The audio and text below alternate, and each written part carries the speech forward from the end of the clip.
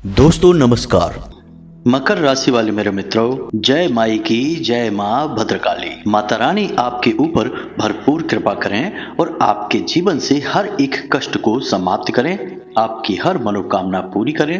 बस यही माई से हम कामना करते हैं। मित्रों, 33 कोटि देवी देवताओं का आशीर्वाद प्राप्त होता है जब कोई इंसान कर देता है बस यह एक काम। जी हाँ मित्रों, यह एक काम ऐसा है, इस एक कार्य को करने वाला इंसान जीवन में फिर कभी दुखी नहीं होता है, क्योंकि उसके पास हर एक देवी देवता की पूरी कृपा आ जाती है। और इस सबसे महत्वपूर्ण बात कि उसके द्वारा किए गए जाने अनजाने पाप कर्मों का तुरंत नाश हो जाता है। दोस्तों, यह कोई दान कर्म नहीं है या फिर ना ही कोई विशेष पूजा पाठ या अनुष्ठान है। यह इन सब से बिल्कुल अलग है और हमें पूरा विश्वास है कि आपको इस एक कार्य के बारे में बिल्कुल भी जानकारी नहीं है, क्योंकि यदि जानकारी होती तो निश्चित तौर पर आपकी सारी मनोकामनाएं पूरी हो चुकी होती और आपके जीवन से कष्ट का नामो निशान तक मिट चुका होता। तो मित्रों, अब आपके मन में प्रश्न तो उठ रहा होगा कि आखिर ऐसा कौन सा यह कार्य है और इसके बारे में अब तक आपको जानकारी क्यों नहीं है, यानी कि आपको किसी ने बताया क्यों नहीं है। तो मित्रों, हम आपको बता दें कि समाज में जो बातें अक्सर चलती रहती हैं वे बड़ी ही सामान्य होती हैं, लेकिन जो सचमुच में लाभ देने वाली बातें होती हैं वे केवल साधकों के पास होती है। जिन्होंने लंबे समय तक देवी देवताओं की साधना की होती है, उन्हें ही ऐसा गुप्त और दिव्य ज्ञान प्राप्त होता है और उन्हें कई ऐसी बातों के बारे में पता चल जाता है जिससे किसी भी इंसान के जीवन में दुख तकलीफों का अंत किया जा सकता है। जी हाँ मित्रों, तो अब सौभाग्य से आपके लिए यह स्थिति निर्मित हो चुकी है, यानी कि अब आपको हम यह विशेष ज्ञान देने वाले हैं जो कि बहुत कम लोगों को ही पता रहता है। इस एक कार्य के बारे में बताने जा रहे हैं और सबसे बड़ी बात दोस्तों कि हम इस कार्य को करने की पूरी विधि, कैसे आपको करना है, कौन सी आपको सावधानियां रखनी है और किस समय इस कार्य को आपको करना है, सारी बातें विस्तार से बताएंगे। मां भद्रकाली की कृपा से उनके द्वारा दी गई अनुभूतियों के आधार पर हम इस कार्य में पूर्ण सक्षम हैं कि आपके जीवन को खुशियों से भर सकें, आपके जीवन से कष्ट मिटा सकें। बस आपको माई के ऊपर पूर्ण विश्वास रखना होगा और इस वीडियो को पूरा देखना होगा। यदि आपने वीडियो को अधूरा छोड़ दिया तो यह निश्चित तौर पर एक बहुत बड़ी भूल है, आपके जीवन का सबसे गलत फैसला है, क्योंकि मित्रों ऐसा ज्ञानवर्धक वीडियो रोज देखने को नहीं मिलता है और हम माई के सेवक हैं और सच्चे मन से आपके लिए कार्य कर रहे हैं, आपके जीवन में खुशियां लाने की कोशिश कर रहे हैं। अब यदि इतने में भी आप धैर्य से पूरे ज्ञान को हासिल नहीं करेंगे, आधा अधूरा वीडियो देखेंगे, तो फिर आपके जीवन में खुशियां कहां से आएंगी। धैर्य तो आपको रखना ही होगा। कुछ लोग हमेशा कमेंट करते हैं, जल्दी जल्दी बता दो, सीधे बात बता दो, क्यों इतना लंबा वीडियो बनाते हैं। तो मित्रों, हम उन लोगों से कहना चाहते हैं कि यदि आपके पास 15-20 मिनट का समय भी नहीं है जीवन को बदलने वाले ज्ञान को हासिल करने के लिए, तो इसका मतलब यह है कि आप अपने जीवन में सुख समृद्धि के अधिकारी ही नहीं हैं, क्योंकि कामयाबी का पहला सूत्र ही यही कहता है कि कामयाब होने के लिए धैर्य सबसे अधिक अनिवार्य है। यदि आपके पास धैर्य नहीं है तो आप किसी भी कार्य को करने में पूर्ण रूप से अक्षम रहेंगे, यानी उसे नहीं कर सकते हैं। तो मित्रों, पूरे धैर्य के साथ आपको इस वीडियो को देखना है और जो बातें हम आपको बताने जा रहे हैं वे कोई साधारण बातें नहीं है, उन्हें कोई बड़ा साधक और गहरे अध्ययन करने वाला इंसान ही बता पाएगा। तो हम आपको वे बातें बताने जा रहे हैं, तो इसलिए आपको सारी बातें समझने का प्रयास करना है। कुछ बातें इतनी कठिन हो सकती हैं कि वे आपको एक बार में समझ में ना आए, तो इसके लिए आप वीडियो को दोबारा भी देख सकते हैं। फिर भी यदि समझ में ना आए तो हमने डिस्क्रिप्शन में धाम का नंबर दे दिया है, आप उस पर मैसेज करके यानी व्हाट्सएप मैसेज करके सीधे सहायता प्राप्त कर सकते हैं। तो चलिए इस महत्वपूर्ण और जीवन को बदल देने वाले महान वीडियो की शुरुआत करते हैं, लेकिन इससे पहले माई को याद करते हुए कमेंट बॉक्स में पूरे भक्ति भाव के साथ, बिल्कुल जैसे एक छोटा बालक अपनी माँ को पुकारता है, ठीक उसी प्रकार से जय माँ भद्रकाली कृपा करो 3 बार लिखना। मित्रों, माँ इतनी भावुक और कृपालु हैं कि यदि आपने दिल से माँ को पुकारा तो माँ आपके पास निश्चित तौर पर आएंगी ही, कोई रोक ही नहीं सकता है। बस भाव गहरा होना चाहिए। इसी के साथ साथ मित्रों, हम आपको बता दें कि 2 जून को मां का प्राकट्य दिवस है, यानी मां भद्रकाली का जन्मोत्सव मनाया जाएगा। धाम पर विशेष पूजा पाठ अनुष्ठान का आयोजन किया जा रहा है। यदि आप इसमें भाग लेना चाहते हैं तो वीडियो में दिए गए QR कोड को स्कैन करके थोड़ा सा अंशदान कर सकते हैं, या फिर डिस्क्रिप्शन में दिए गए मोबाइल नंबर पर फोन पे या पेटीएम करके भी थोड़ा बहुत अंशदान करके अपना स्थान निश्चित कर सकते हैं। अंशदान आप 10 रुपए से लेकर जितना आपका भाव है, आपकी क्षमता है, उतना आप कर सकते हैं। आपके द्वारा किया गया अंशदान आपके ऊपर ही खर्च किया जाएगा, यानी आपके नाम से माई को एक चुनरी, एक नारियल और श्रृंगार समर्पित कर दिया जाएगा। साथ ही होने वाले विशेष हवन अनुष्ठान में आपके नाम से आहुतियां करवा दी जाएंगी। माई के दरबार में जब आपकी अर्जी लग जाएगी तो निश्चित तौर पर जीवन में महापरिवर्तन तो आएंगे ही, कष्टों का अंत तो होगा ही। और एक बात याद रखना मित्रों कि इस विशेष दिन किए गए किसी भी पूजा पाठ अनुष्ठान का फल हजारों गुना बढ़कर मिलता है, क्योंकि इस दिन माई की विशेष कृपा अपने साधकों पर, अपने आराधकों पर रहती है। तो इस दिन को बिल्कुल भी मिस ना करें। विशेष जानकारियां यदि आपको चाहिए तो डिस्क्रिप्शन में WhatsApp नंबर दिया गया है, आप उस पर संपर्क कर सकते हैं, सारी जानकारी ले सकते हैं। जब आप अंशदान करें तो उसका स्क्रीनशॉट लेकर उसी WhatsApp नंबर पर भेजें और अपना नाम, अपना स्थान और अपने जीवन की मूल समस्या भी लिखकर भेज दें। फिर सारा काम हमारा है और माई का है। आप निश्चिंत हो जाइए। उम्मीद है मित्रों आपको सारी बातें समझ में आ गई होंगी। तो चलिए अब वीडियो में आगे बढ़ते हैं। मित्रों, आपके जीवन में अभी जो समय चल रहा है वह आपके पक्ष में है। कहने का मतलब यह है कि कोई विशेष ग्रह दशा आपको परेशान करने वाली नहीं है। बस आपको शनिदेव से थोड़ा सा संभल कर रहना होगा, क्योंकि यह पूर्ण वर्ष शनिदेव को समर्पित है और आपके ऊपर शनिदेव की विशेष नजर रहती है। तो ऐसे में आपको कोई भी ऐसा कार्य नहीं करना है जिससे शनिदेव की आपके ऊपर दृष्टि वक्रीय हो जाए। अब आपके कामकाज की बात करते हैं, क्योंकि यह बहुत आवश्यक है। यहीं से आपकी जीविका चलती है, मान सम्मान प्राप्त होता है। तो आपके कार्य क्षेत्र पर कार्य का दबाव आपके ऊपर बढ़ जाएगा, यानी कि कुछ ऐसे अनावश्यक कार्य आपके ऊपर आ जाएंगे जिसकी वजह से आप परेशान हो जाएंगे। इसी की वजह से आपको शारीरिक और मानसिक थकान का भी अनुभव होता रहेगा। मित्रों, हम आपको सलाह देंगे कि अपने कार्यों को पूर्ण रूप से योजनाबद्ध तरीके से करें। यदि आप अस्त व्यस्त तरीके से बिना सोचे समझे अपने कार्यों को करेंगे तो आप और अधिक परेशान हो जाएंगे। आपकी यही कमी है कि जब आप कार्य करने पर उतारू होते हैं तो फिर आप योजनाओं के बारे में भूल जाते हैं। एक तरफ से सारा कार्य निपटाने की कोशिश करते हैं, लेकिन कभी कभी यह शैली आपके लिए नुकसानदायक हो जाती है, बहुत ज़्यादा थकाऊ हो जाती है। तो आप इस सलाह पर थोड़ा सा ध्यान दें। साथ ही साथ मित्रों, आप अपने खान पान पर भी ध्यान दें, क्योंकि आपको पेट और छाती से लेकर गले तक किसी न किसी प्रकार का इन्फेक्शन हो सकता है, या फिर पेट में एसिडिटी वगैरह की समस्या हो सकती है। स्वाद के पीछे ना भागें, केवल जो स्वास्थ्यवर्धक है वही खाएं और कम खाएं। अब सबसे महत्वपूर्ण बात कि आप यदि किसी विशेष कार्य को करने की योजना बना रहे हैं, खास तौर से अपने काम धंधे व्यापार की जगह पर, जैसे कि व्यापार में किसी प्रकार का बदलाव करने की सोच रहे हैं या किसी नई योजना को लागू करना चाहते हैं, तो थोड़ा सा सतर्क हो जाएं, क्योंकि आपके द्वारा लागू की गई योजना के विफल होने की अधिक संभावना है। जी हाँ मित्रों, तो आपको बिल्कुल भी लापरवाही नहीं दिखानी है। यदि आपने छोटी सी भी गलती कर दी तो यह आपके लिए बहुत बड़ी समस्या बनकर उभरेगी। तो बेहतर यह होगा कि आप कुछ समय अभी रुक जाएं। आने वाले 5 से 7 दिनों तक आप किसी भी प्रकार की नई योजना पर कार्य ना करें। उसके बाद समय कुछ अनुकूल है तो आप यह कार्य कर सकते हैं। अब सबसे बड़ी बात मित्रों कि आपके मन में हमेशा एक दुविधा का भाव रहता है, यानी कि आप जब एक कार्य को कर रहे होते हैं तो आपका मन दूसरे कार्य को करने का करने लगता है। जब आराम करते हैं तो मन करता है कि काम ही निपटा लेते हैं, और जब काम कर रहे होते हैं तब थकान होती है तो लगता है कि आराम कर लेते हैं। यानी कि यह दुविधाओं वाला भाव जो है, अब इससे आपको मुक्ति प्राप्त करनी होगी, यानी कठोर निर्णय आपको लेने होंगे, तभी आप अपनी योजनाओं में सफल हो पाएंगे। और सबसे बड़ी बात मित्रों कि आपको अपने काम धंधे व्यापार को लेकर, नौकरी को लेकर किसी भी प्रकार के मानसिक तनाव को लेने से बचना है। जी हाँ मित्रों, इस जगह पर आपको निश्चित तौर पर कार्य के दबाव की वजह से या कुछ उलझनों की वजह से मानसिक तनाव की स्थिति बनेगी, लेकिन आपको यह स्थिति अपने दिमाग में नहीं बनानी है।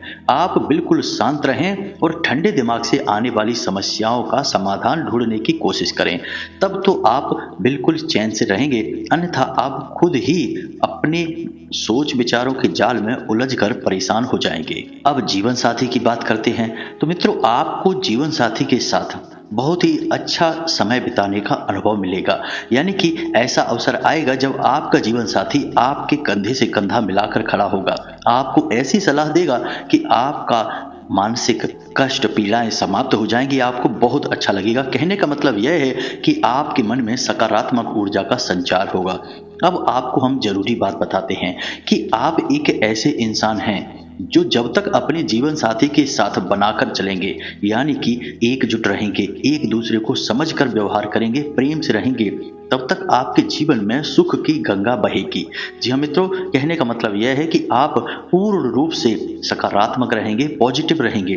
और यदि आपका जीवन साथी के साथ किसी प्रकार से झगड़ा, मनमुटाव हो गया, तो इस बात का प्रभाव आपके अन्य दूसरे कार्यों पर भी बुरी तरह से पड़ेगा और हर जगह आपको असफलता प्राप्त होगी। तो इसका मतलब यह हुआ कि आपको यदि जीवन में सफल होना है, आगे बढ़ना है, तो सबसे पहला कार्य आपको यह करना है कि अपने जीवन साथी के साथ आपको प्रेम से रहना ही होगा। यह आपकी आवश्यकता है। और मित्रों, यह हम नहीं कह रहे, आपने खुद भी यह महसूस किया है। जी हाँ मित्रों, अब जो लोग शेयर मार्केट में पैसा लगाते हैं या फिर कहीं पर पैसा इन्वेस्ट करने के बारे में सोच रहे हैं, बिजनेस व्यापार के बारे में सोच रहे हैं, नए कार्य को शुरू करने के बारे में विचार कर रहे हैं, तो ऐसे लोगों को हम बता दें कि यह उत्तम समय है। शेयर मार्केट से विशेष धन लाभ होंगे, प्रबल योग बन रहे हैं। व्यापार यदि आप कोई नया शुरू करना चाहते हैं तो अवश्य शुरू कर दें, बहुत अच्छा योग है। आने वाले 5 से 7 दिनों तक नए व्यापार के अच्छे योग बन रहे हैं। शेयर मार्केट से प्रॉफिट निकालने के यानी धन कमाने के विशेष प्रबल योग बन रहे हैं। इसी के साथ साथ किसी अन्य प्रकार की भी यदि आपकी धन को लेकर, व्यापार को लेकर कोई योजना है तो उसे आप कर सकते हैं। लेकिन हमने पहले ही कहा है कि चल रहे व्यापार में कोई बड़ा फेरबदल ना करें, उसे ज्यों का त्यों चल लेते हैं। नए कार्य को शुरू करना और पुराने कार्य में कुछ बदलाव करना दोनों अलग अलग बातें हैं। इन्हें आप अपने दिमाग में अच्छी तरह से बैठाइए। अब लव लाइफ की यदि बात कर लें तो मित्रों, लव लाइफ में आपको थोड़ी सी परेशानी का सामना करना पड़ेगा। अपने प्रेमी के साथ आपका किसी प्रकार का झगड़ा हो सकता है, विवाद या मनमुटाव हो सकता है। सबसे बड़ी बात यहाँ यह है कि आप दोनों के बीच जब कोई तीसरा इंसान आएगा तो आपके आपस में बीच में कलह क्लेश बढ़ेगा ही बढ़ेगा। कहने का मतलब यह है कि आपको केवल अपने ऊपर विश्वास रखना है और अपने साथी के ऊपर भरोसा रखना है। किसी तीसरे इंसान की बात आपको ना तो सुननी है और ना ही माननी है। तब तो आपका प्रेमी जीवन यानी लव लाइफ अच्छी चलेगी, अन्यथा यह बर्बाद हो जाएगी। यह बात बिल्कुल पक्की है।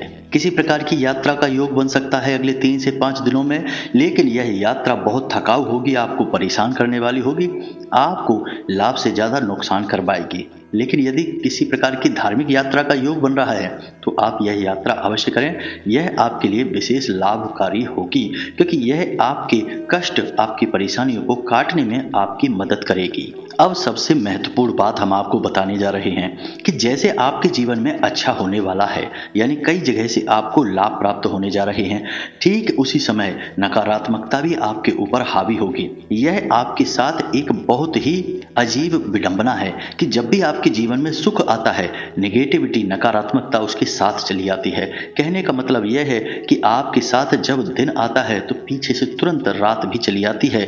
यानी कि आप यदि सतर्क न रहें तो आप अपने सुख का कभी लाभ ले नहीं पाते हैं, आनंद ले नहीं पाते हैं। तो नकारात्मकता किस प्रकार की रहेगी? किसी प्रकार की बुरी संगत में आप फंसकर कोई ऐसा कार्य कर सकते हैं जो कि पूर्ण रूप से गलत है, शास्त्रों में बाधित है, और इस कार्य को करने से घोर नकारात्मकता आपको चारों तरफ से घेर सकती है। तो वह गलत कार्य आपको नहीं करना है। इसी प्रकार आप भगवान की, धर्म की और पूजा पाठ की आलोचना कर सकते हैं। यह बहुत गलत है। शास्त्रों में इसे पूर्ण रूप से निषिद्ध किया गया है। आप चाहें तो पूजा ना करें, आप भगवान के बारे में कोई बात ना करें, लेकिन भूल से भी आपको कोई गलत शब्द अपने मुंह से नहीं निकालना होगा। यह बहुत अधिक गलत हो जाएगा। इसी प्रकार आपके कार्य क्षेत्र पर कार्य का दबाव बहुत रहेगा और आपके मन के अनुकूल कार्य नहीं होंगे। इसकी वजह से आपके सहकर्मियों के साथ मनमुटाव, झगड़ा, विवाद हो सकता है और स्थिति उच्च अधिकारियों तक पहुंच सकती है। तो थोड़ा सा आपको गंभीरता से इस मामले को समझना होगा और समय की नजाकत को समझते हुए व्यवहार करना होगा। मित्रों, दो बातें आपको हमेशा अपने जीवन में उतार लेनी है, हमेशा इन्हें याद रखना है। पहली तो यह है कि आप जितने सकारात्मक रहेंगे, आप जितने भगवान की भक्ति में लीन रहेंगे और सकारात्मक कार्य करेंगे, उतनी ही जल्दी जल्दी आपको सफलताएं प्राप्त होंगी, क्योंकि आप बहुत ही पवित्र हृदय के इंसान हैं। आपका दिल बिल्कुल कांच की तरह पारदर्शी है, इसमें कोई मैल नहीं है।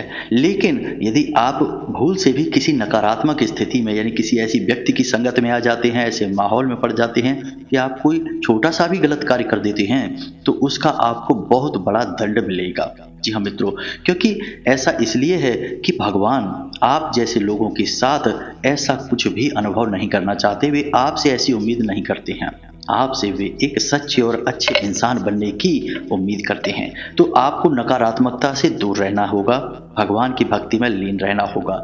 अब यदि आपके जीवन में कष्ट हैं, परेशानी है, तो इसका मतलब यह नहीं है कि वे कष्ट और परेशानी भगवान ने आपको दिए हैं। कहीं ना कहीं से किसी न किसी प्रकार से आपके नकारात्मक कर्म यानी पाप कर्मों को काटने का यह एक तरीका है। यदि आप इसी के साथ साथ भगवान की भक्ति को भी गहराई से अपना लेते हैं और उसमें डूब जाते हैं, तो ये जो आपके पाप कर्म है, यानी पाप इस जन्म के नहीं है, पिछले कई जन्मों के पाप भी हो सकते हैं। तो जो आपके पाप कर्म है कई जन्मों के, वे और जल्दी कटने लगेंगे। जी हाँ मित्रों, विष्णु पुराण में स्पष्ट तौर पर लिखा है कि यदि किसी इंसान के पाप कर्म उसे पूरे जीवन दुख भोगने को मजबूर कर देंगे, तो वह इंसान यदि भगवान की भक्ति में चला जाता है और पूर्ण रूप से ईश्वर में लीन हो जाता है, तो हो सकता है कि कुछ ही समय में या बहुत छोटे समय में उसके संपूर्ण जीवन के पाप कर्म कट जाएं, क्योंकि भक्ति ही एक ऐसा मार्ग है जो पाप के कोहरे को छांटकर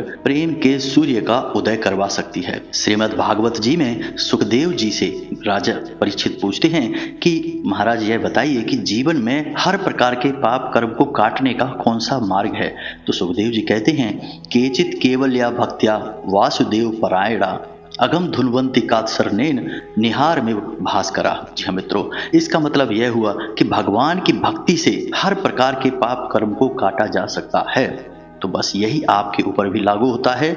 दूसरा कि आपको योग प्राणायाम पर भी विशेष ध्यान देना होगा, अपनी सेहत पर विशेष ध्यान देना होगा। आपकी एक यह कमी है कि जब काम की अधिकता बढ़ती है, जीवन में कष्ट परेशानियां बढ़ती हैं, तो आप अपनी सेहत, अपने बारे में सोचना छोड़ देते हैं। वैसे भी आप एक ऐसे इंसान हैं जो अपने आसपास अपने लोगों की खुशी में अपनी खुशी ढूंढने की कोशिश करते हैं। यह अच्छी बात है, लेकिन हर समय यह नियम सही नहीं होता, क्योंकि कई बार अपनों में ही बहुत बड़े शत्रु भी हमारे छुपे होते हैं और वे अपने मतलब सिद्ध करके हमें छोड़कर चले जाते हैं। तो ऐसे में आपका कष्ट और अधिक बढ़ जाता है। आपने अपना सुख त्याग कर दूसरे को सुख दिया और उस पर भी उसने आपको किसी भी प्रकार का ना तो प्रेम दिया और ना ही सम्मान दिया, तो इसमें तो आपको दोहरा दुख प्राप्त हो जाता है। तो मित्रों, हमारा कहने का मतलब यही है कि आपको अपने स्वास्थ्य, अपनी सेहत और अपने स्वयं के बारे में भी सोचना शुरू करना होगा, तभी आपका उत्थान होगा। जी हाँ मित्रों, तो ये तो थी आपके जीवन को सुखी बनाने की विधि, यानी तरीके जिनसे आप जीवन में सुख प्राप्त कर पाएंगे, भक्ति प्राप्त कर पाएंगे। अब हम आपको बताते हैं वह एक विशेष कार्य जिसे कोई साधक ही किसी को बता सकता है, जिसने भगवान की किसी न किसी रूप में किसी भी प्रकार से गहरी भक्ति की होगी, वही बता पाएगा और कोई बता नहीं सकता है। जी हाँ मित्रों, तो इसे आप ध्यान से समझिए। अब बातें गहरी होंगी, हो सकता है आपको एक बार में समझ में ना आए। हमने शुरू में भी पहले वीडियो में आपको बताया है, तो ध्यान से सुनिए। इस संसार में हम ईश्वर को, जो परम ईश्वर है, यानी कि भोलेनाथ, भगवान विष्णु, हनुमान जी, राम जी, कृष्ण जी, इन सब में समाहित है और एक रूप है, उसे हम कहते हैं ईश्वर या परमात्मा। और हमारे अंदर जो वास कर रहा है वह भी वही ईश्वर है, जिसे हम कहते हैं आत्मा। और एक दिन ऐसा आएगा जब यह आत्मा उस परम आत्मा में विलीन हो जाएगा, यानी कि उसे मुक्ति प्राप्त हो जाएगी, मोक्ष प्राप्त हो जाएगा। तो अब कहने का मतलब यहाँ यह है कि परमात्मा एक बड़ा दीपक है और हमारे अंदर जो आत्मा वास कर रही है वह एक छोटा दीपक है जो उस बड़े दीपक से जलकर आया है, यानी कि यह छोटे दीपक के अंदर जो लौ जल रही है यह लौ उस बड़े दीपक से ही निकली है और उसी का रूप है, उसी में समाहित हो जाएगी। कहने का मतलब यह हुआ कि यह स्वयं परमात्मा ही है। क्या मतलब हुआ इसका? आपको समझ में आया कि आपके अंदर जो आत्मा है वह असल में परमात्मा ही तो है। आप समझिए कि आप उसे आत्मा कहते हैं। आत्मा का मतलब आत्म यानी स्वयं और परमात्मा यानी परम स्वयं, यानी कि उसी लौ को जो छोटी है और आपके अंदर जल रही है तो वह आत्म है यानी आप हैं, और वही लौ जब बड़ी है और सभी के अंदर जल रही है तो वह परम आत्म है, लेकिन है तो आत्म ही, और आत्म का मतलब होता है मैं यानी कि स्वयं, यानी कि ईश्वर भी आप स्वयं ही हैं जो आपके अंदर विराजमान कर रहे हैं। कहने का मतलब यह हुआ कि ईश्वर को आपको कहीं बाहर ढूंढने की आवश्यकता नहीं है, वे आपके अंदर ही वास करते हैं आपकी आत्मा के रूप में। आपके हृदय की आवाज, आपके मन मस्तिष्क में चल रही हलचल सब ईश्वर की ही देन है। आपके जीवन में जो अनुभव चल रहे हैं वे सारे अनुभव ईश्वर ने ही उत्पन्न किए हैं और ईश्वर ही उन अनुभवों को आपके माध्यम से प्राप्त करना चाहते हैं। तो अब इन सब बातों का क्या मतलब हुआ? मित्रों अब ध्यान से सुनिए, अब आ रही है वह बात जिसका आपको लंबे समय से इंतजार था। अब यदि आपके जीवन में कोई कष्ट है तो आप बाहर जाकर मंदिरों में भगवान से बात करना चाहते हैं, पूजा पाठ अनुष्ठान कर रहे हैं, करिए, बहुत अच्छी बात है। वह भी एक तरीका है भगवान को प्राप्त करने का, उसे भक्ति मार्ग कहते हैं। लेकिन एक तरीका गुप्त है जिसे कोई नहीं जानता, उसे हम आपको बता रहे हैं। तो अब आपको क्या करना है कि आपके जीवन में कोई समस्या है, कोई परेशानी है जिससे आप जूझ नहीं पा रहे हैं, आप चाहते हैं कि इस समस्या का समाधान आपको प्राप्त हो जाए, आप इस समस्या से मुक्त हो जाएं। चाहे वह धन की समस्या है, प्रेम संबंध की समस्या है, किसी भी प्रकार की समस्या है, नौकरी चाहिए, कुछ भी चाहिए मित्रों, तो ध्यान से सुनिए। आपको क्या करना है? आपको अपने अंदर बैठे ईश्वर से बात करनी है। जी हाँ मित्रों, और आप सीधे उस ईश्वर से बात करके चीजों को मांग सकते हैं। कैसे मांगेंगे आप ध्यान से समझिए। जब आप जागृत हैं यानी जागे हुए हैं उस समय वह ईश्वर आपकी चेतना के पीछे छुपा हुआ है, इसीलिए आपको वह ईश्वर समझ में नहीं आता, आपको यह संसार समझ में आता है। लेकिन जब आप सो जाते हैं उस समय आपकी चेतना सो जाती है, तब वह ईश्वर जाग जाता है जो सूक्ष्म शरीर के रूप में पूरे संसार में भ्रमण करता है, कई लोकों में भ्रमण करता है और ऐसे ऐसे लोकों में चला जाता है जिसके बारे में हम और आप सोच भी नहीं सकते, हमारी क्षमताओं से भी बाहर है। तभी हम कई बार सोकर जागते हैं और हम सोचते हैं कि हमें पता नहीं कैसा सपना आया, हमने जाने क्या क्या सपने में देखा, कभी चांद तारों को देखा, कभी अपने आप को हवा में उड़ते हुए देखा, कभी कुछ देखा, कभी कुछ देखा। कहने का मतलब यह है कि यह वही परमात्मा है, वही आत्मा है, वही सूक्ष्म शरीर है जो कि अलग अलग लोगों की यात्रा करता है, उनका अनुभव लेता है। लेकिन वे अनुभव हमारे इस स्थूल शरीर को समझ में इसलिए नहीं आते क्योंकि यह स्थूल शरीर इस मृत्यु लोक से, पृथ्वी लोक से जुड़ा हुआ है, तो इसे पृथ्वी लोक से जुड़ी हुई चीजें ही समझ में आती हैं। तो जब यह सूक्ष्म शरीर पृथ्वी लोक पर भ्रमण करता है तब तो हमें पता चल जाता है कि हमने इस जगह सपने में देखा, ये बिल्डिंग देखी, ये ग्राउंड देखा, ये किला देखा, महल देखा, मंदिर देखा।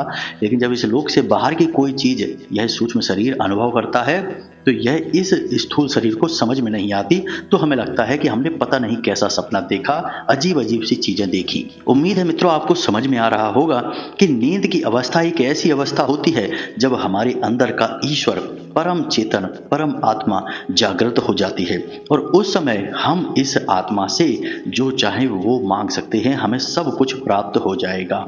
मित्रों आप यकीन करिए कि बहुत सारे ऐसे बड़े बड़े ज्ञानी लोग इस संसार में हुए हैं जिन्हें सीधा ज्ञान इसी आत्मा से प्राप्त हुआ, यानी उस ईश्वर से प्राप्त हुआ। जिनमें एक बहुत बड़ा नाम भारत के बहुत मशहूर गणितज्ञ श्रीनिवास रामानुजन हैं, जिन्हें वैसे तो कोई खास ज्ञान नहीं था लेकिन लेकिन जब भी वे जीवन में कोई बड़ी कठिन परिस्थिति के बारे में विचार करते थे, बड़े सवाल को हल करना चाहते थे, तो वे सो जाते थे और सपने में माता रानी आकर उनके सवालों के हल उन्हें दिया करती थी।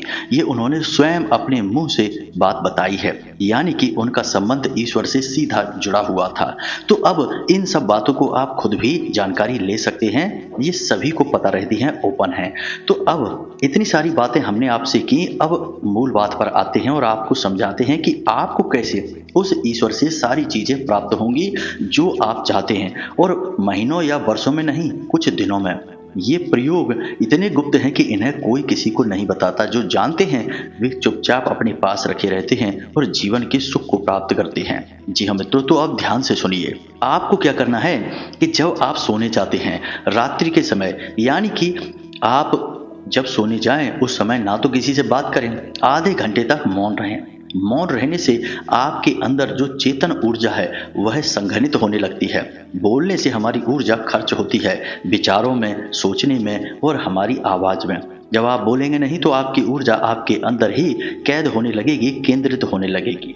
अब आधे घंटे तक आपने किसी से कोई बात नहीं की, उसके बाद आप ना तो फोन देखेंगे, ना मोबाइल फोन अपने पास रखेंगे। सीधे बिस्तर पर जब लेटेंगे तो सीधे होकर लेटना है। सिर आपका, यानी आपका चेहरा ऊपर छत की ओर होगा। फिर अपनी छाती पर आपको अपने हाथ रखने हैं, दोनों हाथ रखने हैं। उसके बाद आपको स्वयं से ही कहना है, यानी कि जो भी कुछ आपको चाहिए वह कहना है। आपका जो भी नाम है उस नाम को लेकर कहना है। मानकर चलिए आपका नाम विवेक है और आपको एक नौकरी चाहिए, तो आपको कहना है, विवेक मुझे एक अच्छी नौकरी चाहिए, विवेक मुझे एक अच्छी नौकरी चाहिए। और ऐसा आपको केवल 5 बार कहना है। जी हाँ मित्रों, ज्यादा नहीं, केवल 5 बार कहना है। अपनी छाती पर हाथ रखकर पूरे भाव के साथ 5 बार कहना है। अब आप अपना ही नाम लेकर क्यों कह रहे हैं? इसका बहुत बड़ा आध्यात्मिक रीजन है, क्योंकि आपका सूक्ष्म शरीर अभी इस स्थूल शरीर में वास कर रहा है, तो आपका नाम उस स्थूल शरीर का नाम बन जाता है। जी हाँ मित्रों, आपने देखा होगा कि कभी कभी कोई प्रेत भटकते हैं और जब कोई तांत्रिक उन्हें पकड़ लेता है तो वे अपना नाम बताते हैं। वैसे तो आत्मा का कोई नाम नहीं होता, लेकिन वे जिस शरीर में रहते हैं उस शरीर के नाम को ही अपना नाम मान लेते हैं। तो आपके अंदर जो ईश्वर की परम चेतना है, यानी कि वह आत्मा है, वह आपके नाम को ही अपना नाम मान लेती है। इसलिए आप जब आदेश देंगे अपना नाम लेकर, तो वह समझेगी कि आदेश उसे मिल रहा है, यानी आपकी उस परम चेतना और सूक्ष्म शरीर को आदेश मिल जाएगा। अब आपके लिए ऐसी परिस्थितियों का निर्माण करना, आपके लिए शुभ घड़ियां लाना और आपके जीवन में सकारात्मकता को भर देना, ऐसी ऐसी स्थितियों का निर्माण कर देना कि आपको कहीं से भी मिले एक अच्छी नौकरी मिलेगी ही। यह प्रयोग बहुत शक्तिशाली है। हमने सैकड़ों लोगों को यह प्रयोग कराया और हमें हमेशा सकारात्मक परिणाम ही प्राप्त हुए। आज तक किसी ने आकर यह नहीं कहा कि गुरुजी हमें इस प्रयोग से कोई लाभ नहीं मिला।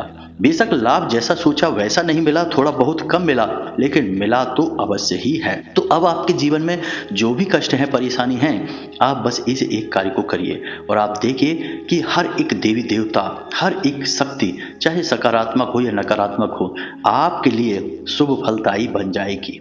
कुछ ही दिनों में आपका कार्य सिद्ध होगा। कार्य अगर बहुत बड़ा है तो हो सकता है कि उसमें 10 दिन लग जाएं, 15 दिन लग जाएं या 1 महीना लग जाए। यदि कार्य छोटा है तो 2-4 दिन में ही पूर्ण हो जाएगा। यह बहुत ही जाना माना प्रयोग है और इसे कई बार हमने टेस्ट करके देखा है, हर बार कामयाबी मिली है। उम्मीद है मित्रों कि आपको सारी बातें समझ में आ गई होंगी। अब हमारे कहने से आप इस प्रयोग को एक बार अवश्य करें। जब तक आपको लाभ प्राप्त न हो जाए तब तक इसे करें, क्योंकि हो सकता है कि शुरुआत में आप इसे करें तो आपको यह कुछ ड्रामेबाजी जैसा लगे, मन में भाव उत्पन्न नहीं होगा। जब तक भाव नहीं होगा तब तक आप ईश्वर से नहीं जुड़ पाएंगे, अपने स्वयं की आत्मा से भी नहीं जुड़ पाएंगे। तो भाव हो सकता है 2-4 दिन करने से मन में उत्पन्न होने लगे। जब भाव गहरा हो जाएगा आपको तुरंत इसका परिणाम प्राप्त हो जाएगा। उम्मीद है जो बातें हमने आपको बताई हैं वे अच्छी तरह से आपको समझ में आ गई हैं।